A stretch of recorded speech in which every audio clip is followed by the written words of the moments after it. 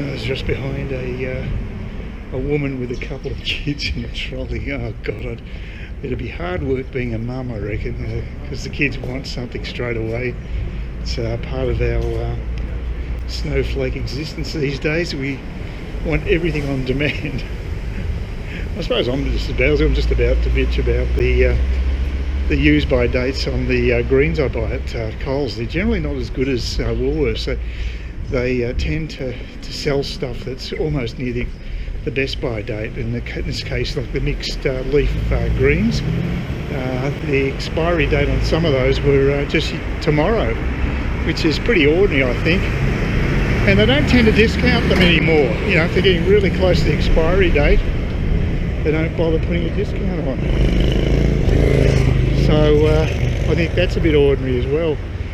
And I do think overall Woolworths have got fresher green produce. But I did get my Galician Mussels. I got a couple more packs of that, so I'm down to 5. So got a bit of a buffer. Should see me clear till I head off OS. So that's good. So yeah, actually the shelves weren't empty today, so that was good too. So nice to have a fully laden supermarket. But there was something else I was going to mention, and I've just forgotten it. I hate that. You've got an idea on the tip of your head and you forget it a nanosecond later. But yeah, I'll probably do the hike all the way up to Murphy's, because I got another note from the post office. I had to go have a medical test in the morning, and of course, wouldn't you know it, that's the time that Australia Post turned up. Mind you, that's not to say that they even turned up to my door. They may well have just shoved the note in the letterbox, and they're supposed to come to your door. But I suspect, because I'm on the 3rd level, it's too much work for them. But then again, they might do that with everybody. Who knows? They might just say, stuff it, we'll just put it in the letterbox. So I haven't received any feedback from my complaint to Australia Post. It's been around a week, and last time I didn't really get anywhere. The last problem I had was when they tried to shove a parcel in. It was a bowel cancer screening test, which is a bulky sort of package, and it was lodged so hard into the letterbox I couldn't dislodge it. Actually, it was so hard to dislodge that I ended up blooding my knuckles because I had to pull so vigorously. Just ridiculous. And I think there was no, I don't think there was an apology from Australia Post.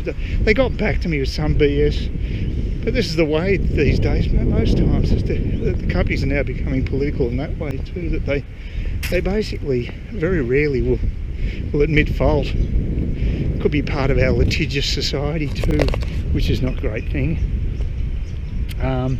I heard, yeah, I've been looking at some Spanish blogs, of course, in preparation for my trip over there, and yeah, apparently the bureaucracy can be stifling, and there was the people that are running Devour tours.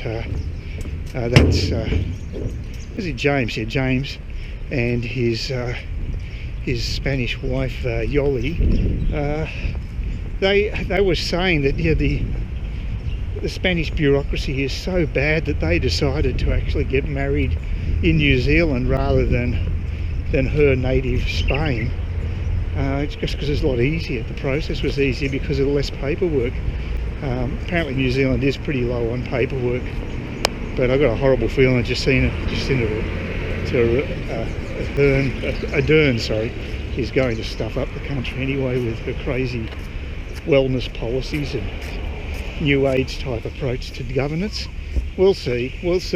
I might be found out to be wrong. I don't know that much about New Zealand. I've only ever been in a departure lounge in New Zealand. That's the base of my on ground knowledge of the country, so it's pretty thin, to say the least. But yeah, Spain's apparently just stifling bureaucracy and just unproductive, and that's one of the major causes holding them back economically. But there doesn't seem to be a will to reform the system. I guess they figure it's job creation, but what's the point of having jobs that are inefficient? It's like when we had a car industry, we were paying big bucks for all those jobs in the car industry, because we could never make them efficiently compared to the mass-produced versions that were coming out of places like Thailand. No way we couldn't compete on wages, we couldn't compete on the actual mass production. It was impossible. So, you know, Australians are probably better to look at niche production of certain vehicles. Like I think they did for the army. They've got like a Hummer type vehicle, which is quite good. So in certain niche areas we can do okay. And of course, if you're making something for the military, you can charge top dollar. So that means it's easy to make a profit. So, speaking of which, I don't know if anything's done about that damn project of building these obsolete submarines in Australia. Just a ridiculous decision by the government, and should be scrapped. But I've heard nothing, and this is, you know, the governments these days tend to spend more time on trendy social issues, talking about them, than actually getting down and doing the basic hard work that they used to do. Well, they used to do more of anyway. They've always wasted time, but I think it's getting worse. A lot of this stuff now is grandstanding, or as we'd say in the PC, parlance, virtue signaling. That seems to be more important to politicians than actually getting real results. And the classic example is the Nalinga Dam being scrapped by Palaszczuk. That's disgraceful. You know, it's a nation building type project. We've got so much water in this part of the world and we're just not harvesting it for productive use. Crazy. Absolutely crazy. But people are crazy. And history showed that too. Over the journey, there's been really, really dumb decisions made in the past. You have new technologies being blocked because of they're regarded as heresy, for instance, or they're going to lose jobs. There was one of them was actually an unbreakable glass that was developed in the Middle Ages, I think, and it was blocked by the king because it would affect the employment of glaziers. That sort of mentality. That's what we've been putting up with for thousands of years. So this is nothing new.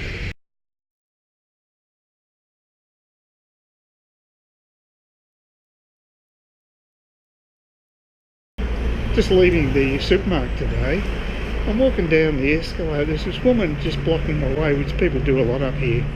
Is just standing beside two other people, and one of the other people, you know, sort of said that I just stood behind her, just hoping she'd get the hint.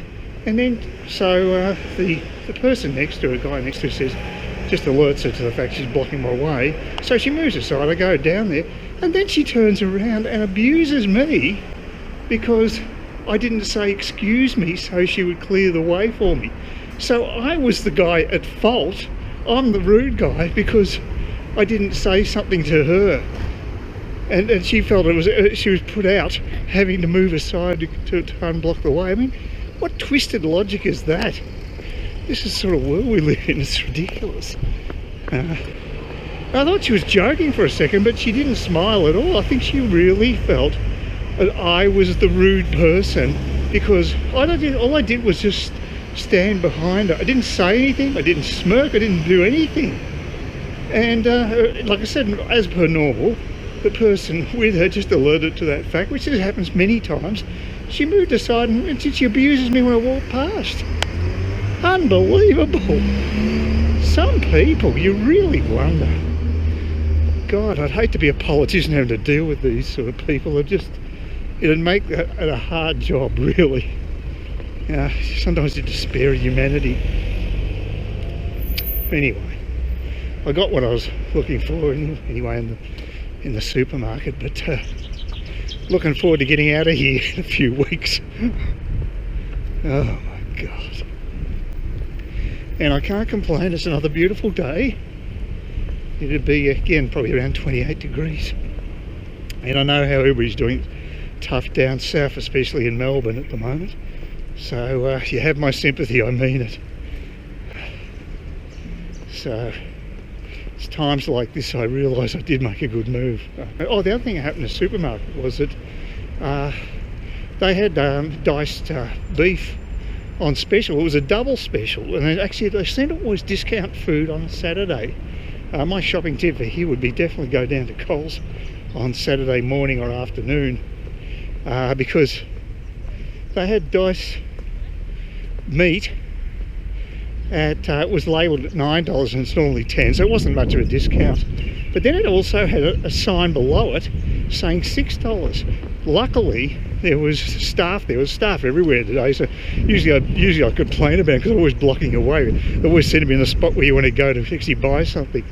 But so I asked the guy working there and he said, is that right? Because it's $6, because they had two different signs.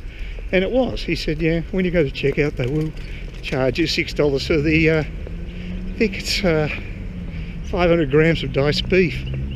And they did. I checked my docket and it was fine. So there you go. He's a lot more polite than that woman. Wouldn't be hard.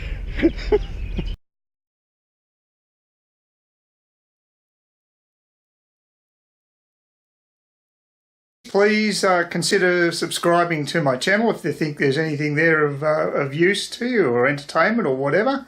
And either do that or give me a thumbs up, or if you're feeling really energetic, do both. That'd be great. But please don't ignore me. That's the worst thing you can do on YouTube, is be ignored.